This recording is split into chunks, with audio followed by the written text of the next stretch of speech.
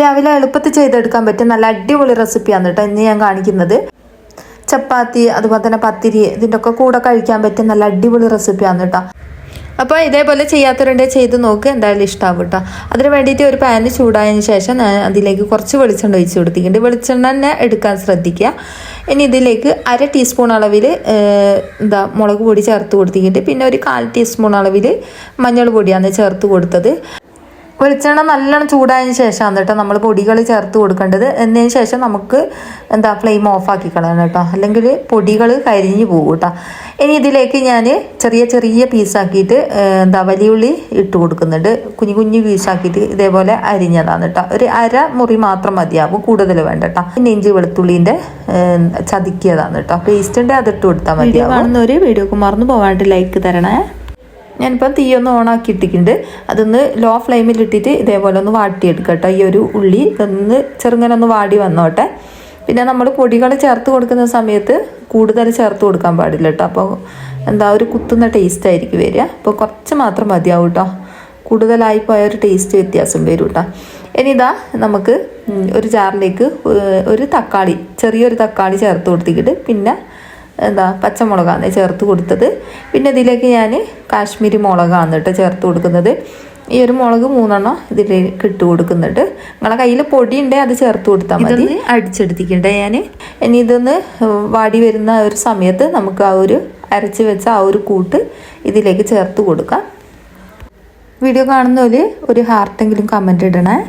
ഇതും ഇതിലേക്ക് ചേർത്ത് കൊടുത്തിട്ട് ഒന്ന് വാട്ടിയെടുക്കാം, നല്ലോണം ഒന്ന് വാട്ടിയെടുക്കട്ടെ. ഇതിൻ്റെ തക്കാളിൻ്റെ പച്ചച്ചോയ വിടുന്നത് വരെ ഒന്ന് വാട്ടിയെടുക്കണേ. കുറച്ച് നേരം നല്ലോണം ഇളക്കി കൊടുക്കുക. എന്നതിന് ശേഷം നമുക്ക് ഇതിലേക്ക് കുറച്ചും കൂടി വെളിച്ചെണ്ണ ചേർത്ത് കൊടുക്കട്ടോ. വെളിച്ചെണ്ണ കുറവായിന് ഞാൻ ഇതിൽ ചേർത്ത് കൊടുത്തത്. അപ്പം ഞാൻ കുറച്ചും കൂടി വെളിച്ചെണ്ണ ചേർത്ത് കൊടുത്തിട്ടുണ്ട്. ഇതിലേക്ക് ഇനി പാകത്തിനുള്ള ഉപ്പും കൂടി ചേർത്ത് കൊടുക്കുന്നുണ്ട്. അപ്പം അത്യാവശ്യം ഇവിടെ വഴന്ന് വന്നിട്ടുണ്ട് കേട്ടോ. ഇനി ഇതിലേക്ക് ഞാൻ പാകത്തിനുള്ള ഉപ്പും കൂടി ചേർത്ത് കൊടുക്കാം.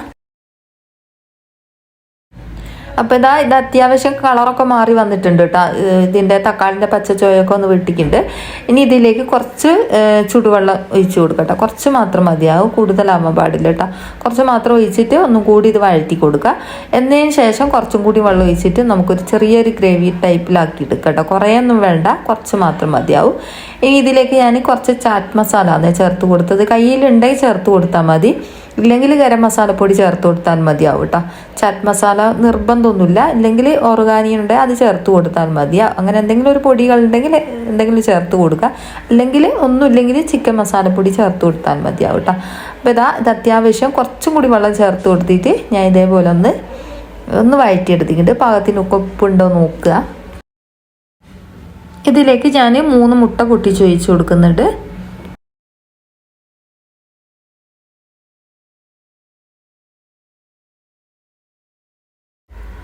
മുട്ട ഓരോ ഭാഗത്ത് ഇതേപോലെ പൊട്ടിച്ച് ഒഴിച്ച് കൊടുക്കാൻ ശ്രദ്ധിക്കുക കേട്ടോ. എന്നാലാണ് നമുക്ക് കറക്റ്റായിട്ട് കിട്ടുക. അപ്പോൾ ഓരോ ഭാഗത്തും ഞാൻ ഇതേപോലെ പൊട്ടിച്ച് ഒഴിച്ച് കൊടുക്കുന്നുണ്ട്. പിന്നെ നിങ്ങൾക്ക് ആൾക്കനുസരിച്ച് കൂട്ടിയും കുറച്ചൊക്കെ കൊടുക്കട്ടോ. മുട്ടൻ്റെ അളവും അതുപോലെ തന്നെ ഈ ഒരു മസാലൻ്റെ അളവൊക്കെ കൂട്ടിയും കുറച്ചൊക്കെ കൊടുക്കുക. അപ്പോൾ മുഴുവനായിട്ട് ഞാൻ ഇതേപോലെ ഒഴിച്ച് കൊടുത്തിട്ടുണ്ട്. ഇനി ഇത് നമുക്ക് ഒന്ന് വെന്തതിന് ശേഷം ഇതൊന്ന് തിരിച്ചിട്ട് കൊടുക്കുക. തിരിച്ചിട്ട് കൊടുക്കണ്ട, ഒന്ന് കട്ട് ചെയ്തെടുക്കുക. ഇതിൻ്റെ മുകളിലായിട്ട് ഞാൻ കുറച്ച് ഗരം മസാലപ്പൊടി, ഒരു നുള്ളു മാത്രം മതിയാവും കേട്ടോ, അത് ചേർത്ത് കൊടുത്തിട്ടുണ്ട്. പിന്നെ മല്ലിച്ചപ്പാണ് ചേർത്ത് കൊടുത്തത്.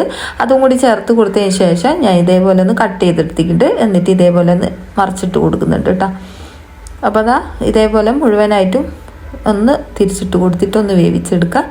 അപ്പോൾ ഇത്രയേ ഉള്ളൂ കേട്ടോ. സിമ്പിളായിട്ട് ചെയ്തെടുക്കാൻ പറ്റുന്ന മുട്ടക്കറിൻ്റെ റെസിപ്പിയാണ് കേട്ടോ. മുട്ട പൊരിച്ചതിൻ്റെ റെസിപ്പിയാണ്. എല്ലാവരും ഒന്ന് ചെയ്ത് നോക്ക്, എന്തായാലും ഇഷ്ടമാവും കേട്ടോ. ഒരു പ്രാവശ്യമെങ്കിലും ഇതേപോലെ ചെയ്ത് നോക്ക്. അപ്പോൾ കുട്ടികൾക്കൊക്കെ എന്തായാലും ഇഷ്ടമാവുന്ന ഒരു റെസിപ്പിയും കൂടിയാണ് കേട്ടോ. അപ്പോൾ ഇത്രയേ ഉള്ളൂ ഇന്നത്തെ വീഡിയോ. ഇനി അടുത്ത ഇതേപോലത്തെ പുതിയ വീഡിയോയിൽ കാണാം. അസ്സലാമു അലൈക്കും.